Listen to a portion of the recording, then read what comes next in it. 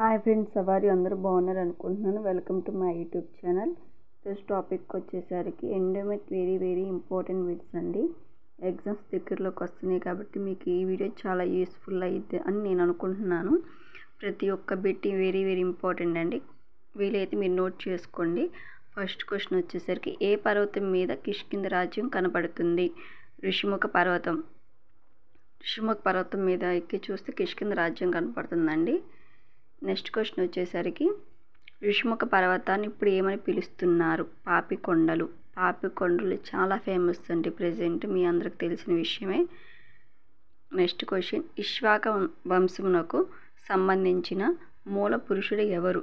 ఇక్ష్వాక వంశం అన్నా, సూర్యవంశం అన్నా, రఘుకుల వంశం అన్నా అంతా ఒకటేనండి. ఇవి మొత్తాన్ని కలిపి అయోధ్య రాజ్యం అంటారనమాట. మూల పురుషుడు ఎవరంటే మనువు. వెరీ ఇంపార్టెంట్ బిట్ అంటే ఇది మాత్రం. నెక్స్ట్ క్వశ్చన్ వచ్చేసరికి సరియు నది ఒడ్డున ఏ నగరం ఉన్నది? అయోధ్య నగరం. ఇదే బిట్ని ఇంకో విధంగా ఇవ్వచ్చండి. అయోధ్య నగరము ఏ నది ఒడ్డున ఉందంటే సరియు నది ఒడ్డున అనమాట. ఇలా రెండు రకాలుగా ఈ బిట్ ఇచ్చే అవకాశం ఉంది. చాలాసార్లు కూడా ఈ బిట్ ఎగ్జామ్లో ఇచ్చారు. వెరీ వీలైతే నోట్ చేసుకోండి. నెక్స్ట్ క్వశ్చన్ వచ్చేసరికి అయోధ్యకు మొట్టమొదటి రాజు ఎవరు? ఇక్ష్వాకుడు. ఇక్ష్వాకుడు అయోధ్యని మొట్టమొదట పరిపాలించడం వల్లనేనండి ఇక్ష్వాక వంశం అని కూడా పేరు వచ్చింది. వెరీ ఇంపార్టెంట్ అండి క్వశ్చన్. ఇక్ష్వాకుడు అయోధ్య నగరాన్ని మొట్టమొదటగా పరిపాలించాడు. అతనేనండి రాజు. ఇది వెరీ ఇంపార్టెంట్ అన్నమాట. నెక్స్ట్ క్వశ్చన్ వచ్చేసరికి దశరథుడు ఏ యాగము నిర్వహించడం ద్వారా పిల్లలు జన్మించారు? పుత్రకామేష్టి యాగం అండి.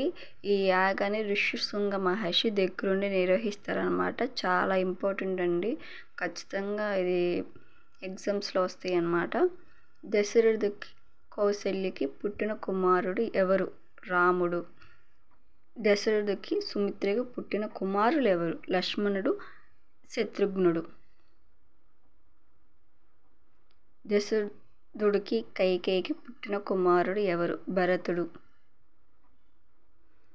రాముడు భార్య సీత, లక్ష్మణుడు భార్య ఊర్మిళ, శత్రుఘ్నుడు భార్య శృతకీర్తి, భారతుడు భార్య మాండవి. ఇవి ఇలా ఎందుకు ఇచ్చారంటే కంపల్సరీ మీకు మ్యాచింగ్ రూపంలో ఇస్తారండి. కంపల్సరీ నోట్ చేసుకోండి. వెరీ ఇంపార్టెంట్ అండి. రాముడు అయోధ్య నగరానికి వెళ్తున్న మార్గంలో రాముడిని అడ్డగించిన వ్యక్తి ఎవరు? పరశురాముడు అండి. ఇది చాలా వెరీ ఇంపార్టెంట్ అండి. రాముడు సీతాదేవిని వివాహం చేసుకుని అయోధ్య నగరానికి తిరిగి వెళ్తున్నప్పుడు రాముని అడ్డగిస్తారండి పరశురాముడు. అప్పుడు దశరథుడు చాలా భయపడతాడు. ఎందుకంటే ఆయన చాలా కోపం అని చెప్పి. చివరికి రాముడు ఆయన వేసిన ప్రశ్నలకు జవాబు చెప్పి నెగ్గి చివరికి అయోధ్యకు బయలుదేరతాడండి. నెక్స్ట్ క్వశ్చన్ వచ్చేసరికి రాముడితో ఓటమిని అంగీకరించి మహేంద్రగిరి పర్వతానికి వెళ్ళిన వ్యక్తి ఎవరంటే పరశురాముడు అండి. ఇందాక చెప్పిన బిట్టికి రిలేటివ్ అండి ఈ బిట్. రాముడిని మార్గ మధ్యలో కొన్ని ప్రశ్నలు అడుగుతాడండి. రాముడు దానికి సమాధానం చెప్తాడు. పరశురాముడు ఓటమిని అంగీకరించి మహేంద్రగిరి పర్వతానికి వెళ్తాడు. ఇలాంటి బిట్స్ మరెన్నో కావాలంటే మన ఛానల్ ఫాలో చేయండి, కమెంట్ చేయండి. మీకు బిట్స్ కావాలంటే నేను కంపల్సరీ రిప్లై ఇస్తాను. మన వీడియోస్ ఫాలో చేయండి, లైక్ చేయండి, షేర్ చేయండి. Please subscribe my YouTube channel.